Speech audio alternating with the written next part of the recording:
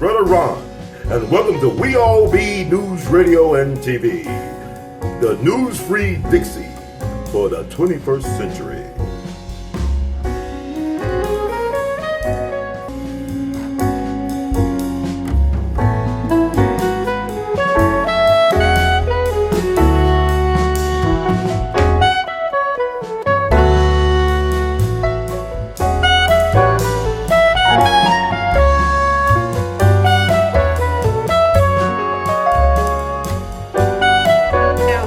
Be a hot summer, man. Jeez. It's gonna be a hot summer.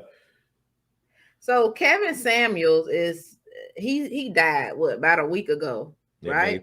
About a week ago. Cinco de Mayo, yeah. It was all good just a week ago, almost. Just a week ago, and people still have his name on their mouths. I've seen a couple of people get tattoos of him, which I think is crazy. The people get tattooed on them, but hey, whatever. But it was one person who put Kevin Samuels' name on his mouth, and a lot of people took offense to it. Ron, it was popular pastor Jamal Bryant, who a lot of people know from just seeing him on TV for many years and having a pretty big influence as far as preachers goes on social media. But let's listen to what Pastor Jamal Bryant, had to say about Kevin Samuels. You are listening to men who have no authority. How can a man say that you are of low value after 35? How can a man say that you do not have the level of traction of a high-powered man when that man has got to get a GoFundMe for his funeral? Y'all ain't saying nothing to me. You got to be in that place where you operate in the authority of God. Look at another sister around you. Tell them, it's not that I hate men. Come on, look at another sister. Say, I do not hate men. I just despise weak men. I despise cowardice men. I just ain't got time for men who are insecure about my gift. I'm not going to dummy down because of what God got me. I don't have to lower my standard. That man got to step all the way up to deal with a queen on my level. Somebody said too con, man. Oh my God. Well, I got a couple of thoughts about this. Obviously what Jamal Bryant preaches goes against what Kevin Samuel's message was. And then secondly, Jamal Bryant, people feel, are being hypocritical just because he's known to be a ladies' man, let's just say. Oh, yeah. He's had some affairs that we heard about here and there. His ex-wife, who I believe they're trying to rekindle everything now. She was on one of these reality shows, I believe, and some of their business was out there with him cheating, I believe, and all kind of sordid tales. So people just feel like they don't want to hear this from the good old pastor. Do you see this? Do you see this, Ron? Yeah, he's a character, Jamal Bryant. No, look up to the right. Do you see that? Yeah, I see you. That's me. And you know why I'm there in the pulpit with him? It's because I'm trying to remind everybody. I normally tell people to give pastors grace, okay?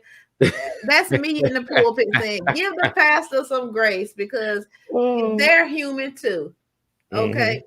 But when it comes to this issue, you guys can go on and get the pastor however you feel, okay?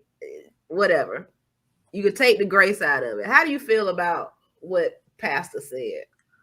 He's basically validating what Kevin Samuels was talking about. Well, no, Kevin Samuels' ministry, he's validating it because he's basically pandering to women for their tithes and pennies. He's trying to make sure he tell them what they want to hear, tell them what they need to hear. There's a lot of single black women in the church. A lot of single, lonely black women, and young and old. And there's a reason why everybody thinks Jesus their boyfriend. And you can't take Ghost Dead home like that. Ghost Dead, y'all believe in the virgin birth. I'm gonna leave that alone. But what I'm saying is, I met Bishop Bryant before in Baltimore when he was in Baltimore back in 2015. I went to his church to visit. He had the sister Van Zant was there as a guest speaker. And my mom, she liked Bishop Bryant. Bishop Bryant is like an Eddie Long to me. These guys are very charismatic. great communicators. Right now, he's at the church where Eddie Long used to preach at, from my understanding, down in Atlanta. But no, these guys they could be a little bit contradictory though. Like with Bishop Bryant, you're not being honest with your people, with your flock about where they need to be. You know what I'm saying? And Kevin Samuels was a minister at one. He was a singles ministry down in Dallas. So he, and if you listen to some of his stuff he did with women, especially those in the church, he quoted scriptures dealing with some of these women, especially women who were daughters of preachers and stuff like that. Kevin Samuels, like I said, is like Malcolm.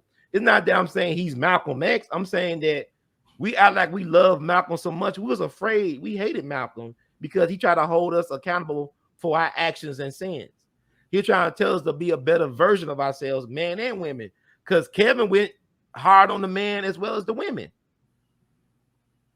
And my thing is, if you're going to nitpick, it's like if you say you love Malcolm, you're naming your favorite Malcolm speech. If I tell people, name me your favorite Malcolm speech, they'll give me a Malcolm quote. But what is your favorite Malcolm speech? They can't say it. It's like, if all you're going to do is judge Kevin Samuels on World Star and TikTok videos, then you're doing yourself a disservice. You're missing out, because I asked him to listen to this guy's, some of his shows for hours. While he was alive, I was not a follower. Then I listened to his last show after he died. He was giving good advice. And the thing about it, I don't think he's a con man. I think anytime you tell your truth in a world built on lies and deceptions, you're an enemy. Because what Kevin was telling you, hey, you fat and all this, that don't mean that he was putting you down. It's how he felt about what he was getting from you. And he respected you enough to tell you his honest opinion.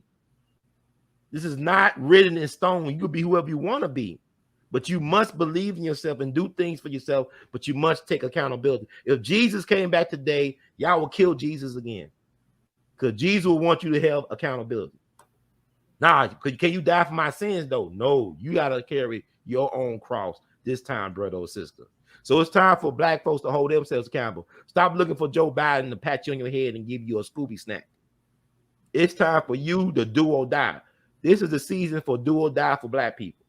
And a lot of y'all ain't gonna make it because y'all ain't doing it. Is what it is. But y'all know how to die because we doing that every day. It's a constant thing. That's gonna be easy for you to do. That's gonna be something that you that you're very familiar with. But we so obsessed with the bullshit. It's like with Dr. King. I have older people. I'm talking about in their 70s. They tell me, he had a threesome the night before he died. So I'm glad he got some pussy before they shot him in his damn face. Why they tell an old black person, what's wrong with y'all people, man? These are human beings. Don't put nobody on a pedestal. Don't put Kevin Samuels on a pedestal. Don't put no Malcolm on no pedestal. Don't put no Bishop Bryant on a pedestal. We are all flawed people. Because even if people talk about, Kevin Samuels, his sexuality, shit, they still questioning Malcolm's sexuality. They've been trying to put Malcolm in dressed in lipstick for the last 30 years. Where y'all been at? They've been trying to say Malcolm was gay for the last 30, 40 years. I didn't hear that until you told me, but maybe people not aware. You know where it was started? I'm going to tell you, I'm going to give y'all a little brief history lesson because a lot of y'all don't, y'all too busy being y'all feelings. It was this white academic from the South named Bruce Perry. He wrote a book about Malcolm that came out back in the early 90s. See, the thing about it is Bruce Perry was interested. He interviewed a lot of people that knew Malcolm, friends and families, even adversaries. But it's not the information he got was interesting. That's how he interpreted the information, how he created the narrative. So he put out that Malcolm was gay or was a gay prostitute, back in the day. Then he had Malcolm's running buddy, Malcolm Shorty. Shorty that ran with Malcolm on the one that Spike Lee played or portrayed in the movie. He wrote a book about Malcolm, implying that, he was a little on the hustling side. And then, Dr. Manny Marable wrote his book, The Reinvention. He died right before it came out, which is interesting. So we don't even know that's the real version he wrote of that book. But I had a chance to talk to Manny Marable back in the summer of 2007. I interviewed him for about an hour. The book came out in 2011, the same year he died. But I addressed that issue because he was a well-noted Malcolm scholar. He said Malcolm may have been a male prostitute. And he may have did some things in prison, but you can't really prove it either way. Where's the empirical evidence of such? And then you got to look at. I don't give a damn what he was before, but I know what. But he never talked about it. Right. Malcolm X as the man he became later. You can't compare. He's not Detroit Red. He's Malcolm X. Right. He's El-Haj Malik El-Shabazz. He never talked about that on his platform. So why worry about what went on in his personal lives when he gave his life for black people liberation? What makes a difference what goes on in Dr. King's personal life when he was willing to give his life for black people to be free? What makes a difference what Kevin Samuels did in his own personal business when he was willing to put himself out there and face the ridicule and all the criticism and backlash if he's willing to try to help save the black family in his own way? You made a point there, and just to go off of what you're saying, let's go to some tweets. This tweeter said, Pastor Jamal Bryant is the reason I don't believe in these pastors today. If I come to church, I expect the word, not you talking down on Kevin Samuels having a GoFundMe for his funeral, mad tacky for speaking on the dead or anyone that matter in the house of the Lord. Another tweet, not Jamal Bryant, aka Pastor Holy Whore himself, commenting on Kevin Samuels. Wow. I like Holy Whore. That's one that rolls off the tongue. Another tweet, how can Jamal Bryant talk about Kevin Samuels when this the same man who was effing his congregation? If that clown don't go sit down and have several seats. Okay, she is B. And then celebrity, Omarion, got this from the Shade Room. It says it's sad when people can't respect the family after losing a loved one. He's no longer here. Why insult to injury? What about the people that loved him like his mom? They got to see this or hear about it. This is disgusting and whack ASF. Regardless of his views, he didn't kill nobody. We all need to have more compassion. That's why I don't attend these fake places of worship. Respectfully, Omarion. And you know what? The same folks that want to down Kevin Samuels, they be quick to forgive that dude that killed all them black folks at the grocery store. Y'all be quick to forgive this Peyton Gendron guy who killed a whole bunch of black people, including the elders. But yet y'all can't stand Kevin Samuels. Y'all wish he in hell, but y'all want to make sure God keeps something aside for old boy, old good old Peyton. Y'all forgave Dylan Roof, but y'all can't forgive Kevin Samuels. What he do to y'all? Made you think about your situation? Made you reconsider some things? Woke you up out your dream? Now you can't go back to sleep? What did he do? That's why I don't understand people talking about Malcolm. If Malcolm was so great, where are the Malcolms at? Where is the army of Malcolms that we need at this time? Why is that what Malcolm said 55 years ago still true today? You want a holiday. You Negroes ain't about nothing. You know why? Because when you try to be Malcolm, you got people coming at me asking me why I'm talking about Young Thug.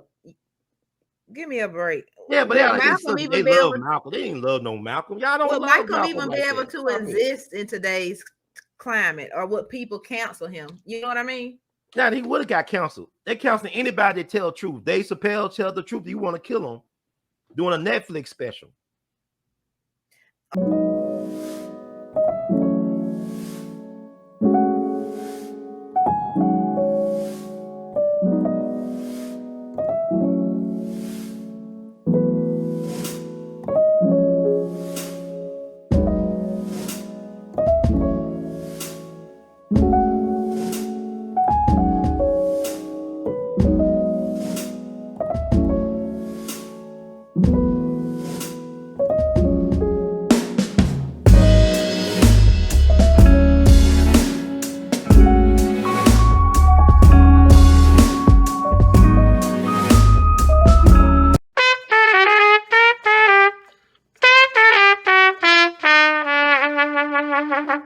Hey, everybody, this is Brother Ron. I am asking you all to do me a big favor. Think about supporting the We All Be movement. Your donation is tax deductible.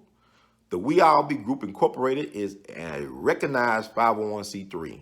And I'm just asking you all because I want to keep on bringing y'all quality work through the way that I know how to do best. And I'm going to sing my praises and toot my horn. A lot of y'all were not hip to Dick Gregory until Brother Ron brought him on the We All Be platform, until that jingle review we did. Y'all seen another side of Judge Joe Brown, and Judge Joe Brown's message has been amplified. But it was We All Be that brought Judge Joe Brown to y'all back in 2014. And so many others. And we covered so many things. So help us out so we can help you all. Peace.